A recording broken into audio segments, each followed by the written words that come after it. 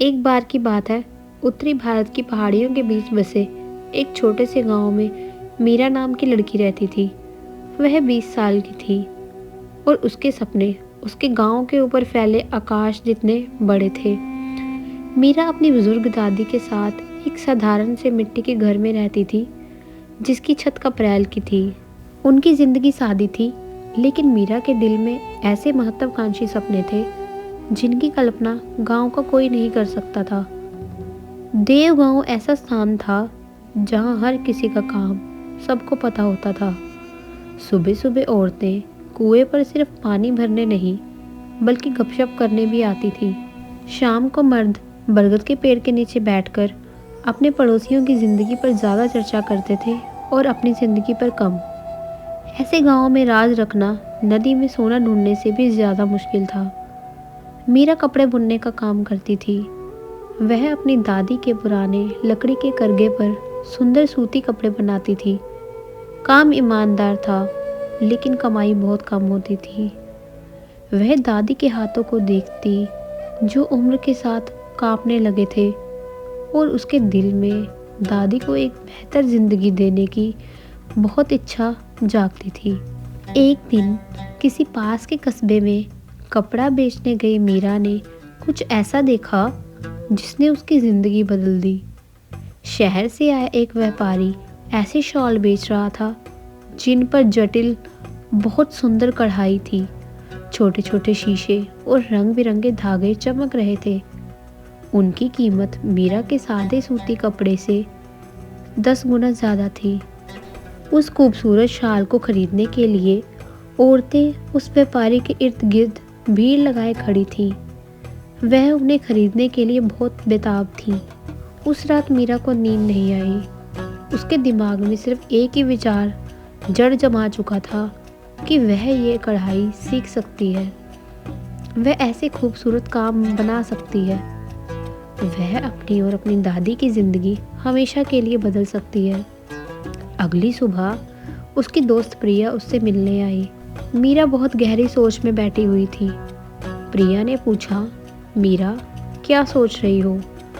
प्रिया के पूछने पर मीरा उसे बता ही देने वाली थी कि वह कढ़ाई सीखने की योजना, शानदार शाल बनाने की और सफल होने की बातें सोच रही थी। लेकिन कुछ रुक गया। उसे हाल ही में गांव के एक पंडित जी की बात याद आई कि बीज तब तक ही सबसे अच्छा उगता है जब उसे धरती की गहराई में छिपाकर बोया जाए, दुनिया से छिपाकर चुपचाप पोषित किया जाए। मीरा मुस्कुराई और बोली, बस ऐसे ही सपने देख रही हूँ। प्रिया ने कंधे उचकाए और अपनी बात शुरू कर दी। चाय की दुकान खोलने की योजना, गांव की सबसे अच्छी दुकान बनाने की, सबके आने की। वह लगातार बातें करती रही, हर किसी से सलाह और समर्थन मांगती रही। मीरा ने दूसरा रास्ता चुना। उसने चुपचाप काम करने का फैसला किया।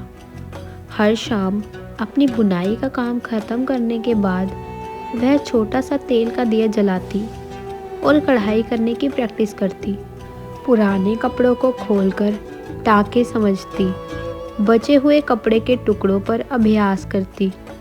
प्रैक्टिस करते समय उसकी उंगलियों में सुई चुभती और खून बहाती, लेकिन वह सीखती रही। दादी चुपचाप देखती, कभी कभी सलाह देती, लेकिन कभी सवाल जवाब नहीं करती। जब गांव वाले पूछते कि वह इतनी व्यस्त क्यों रहती है, मीरा बस कहती, वही पुराना काम। जब दोस्त त्योहारों पर मिलने जुलने के लिए बुलाते तो वह अक्सर मना कर देती कि थक गई हूँ। धीरे धीरे बातें फैलने लगी। मीरा को घमंड हो गया है। अब खुद को हमसे बड़ा समझती है। लड़की जवान उम्र बर्बाद कर रही है घर में बैठकर।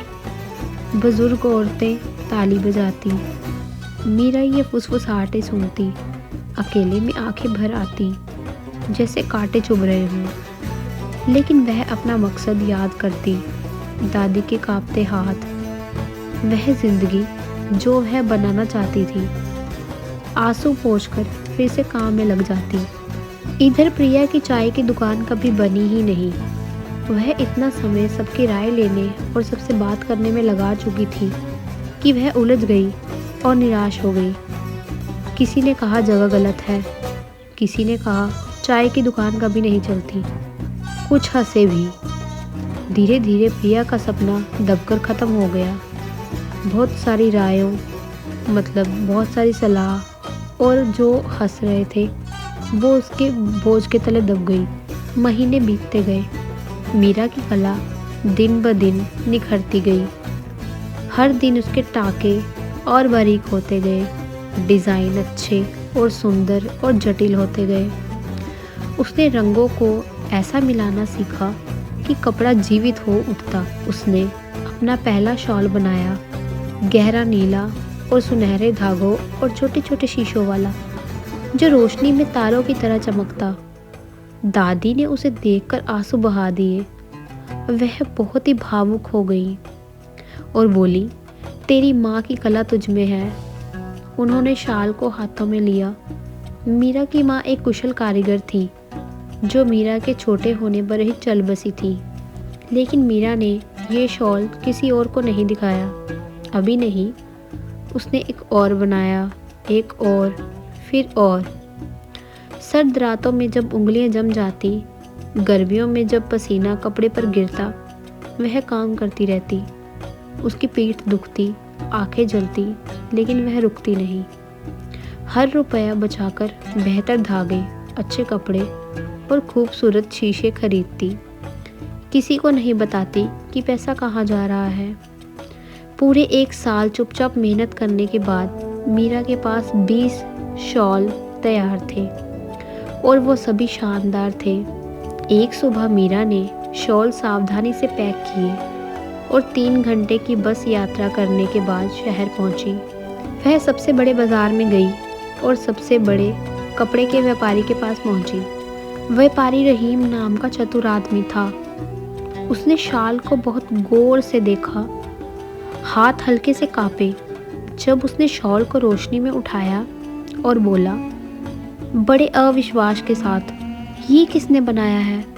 मैंने, मीरा ने शांत लेकिन आत्मविश्वास से कहा। रहीम ने उसके सभी 20 शॉल खरीद लिए, ऐसी कीमत पर कि मीरा का सिर चकरा गया। उसने तुरंत 50 और शॉल बनाने का ऑर्डर दिया और बोला, ये दिल्ली, मुंबई में बिकेंगे, शायद विदेश में भी। व्यापारी बोला, तुम में एक असाधारण प्रतिभा है, मतलब बहुत अच्छी कला है। उस शाम मीरा जब देवगांव लौटी तो उसके पास इतने पैसे थे कि वो दादी के लिए एक नया पक्का घर बनवा सके और बाकी पैसे से बेहतरीन करघा और सामान खरीदकर अपना कारोबार बढ़ा सके। अगले हफ्ते मजदूर गांव आए और मीरा के मिट्टी के घर की जगह सुंदर ईंटों का घर बनाने लगे। गांव वाले हैरान, ये पैसा कहाँ से, क्या हो रहा है? जब घर बनकर तैयार हुआ, मीरा ने सबको बुलाया। एक खास काम करने के कमरे में उसने अपने शॉल रखे और अपनी पूरी यात्रा बताई। वह चुपचाप सीखने, अभ्यास करने और बनाने का साल, जबकि सबको लगता था कि वह असामाजिक हो गई है। लेकिन तूने हमें क्यों नहीं बताया? प्रिया ने शर्मिंदगी से पूछा और उसे अपनी गपशप याद आ रही थी। मीरा ने कोमल मुस्कान के साथ कहा, क्योंकि योजनाएं छोटे पौधे की तरह होती हैं। जब सब उन्हें हाथ में ले लेते हैं, राय देते हैं, छेड़ते हैं, तो अक्सर वह मजबूत होने से पहले ही मर जाते हैं। मुझे अपने सपने को बचाना था, चुपचाप बढ़ते हुए देखना था, जब तक वह इतना मजबूत ना हो जाए कि दुनिया का सामना कर सके। गांव के पंडित जी ने आंसू भरी आंखों से सिर हिलाया। उसने प्राचीन ज्ञान समझ लिया था। चुपचाप किया गया काम उस ताकत को पाता है जो तालियों के लिए किया गया काम कभी नहीं पा सकता। उस दिन से मीरा का कारोबार फला फूला। उसने गांव की दूसरी लड़कियों और औरों को भी कढ़ाई सिखाई, साथ ही चुपचाप समर्पण की कीमत भी सिखाई। दादी ने अपनी आखिरी उम्र आराम और गर्व से बिताई। और मीरा ने सीखा कि सबसे बड़ी सफलता की कहानियाँ वे नहीं होती जो नगाड़ों के साथ घोषित की जाती हैं, बल्कि वे होती हैं जो अंधेरे में चुपचाप खिलती हैं और जब दुनिया के सामने आती हैं तो पूरी तरह से तैयार और शानदार होती हैं। देवगांव ने भी एक महत्वपूर्ण सबक सीखा।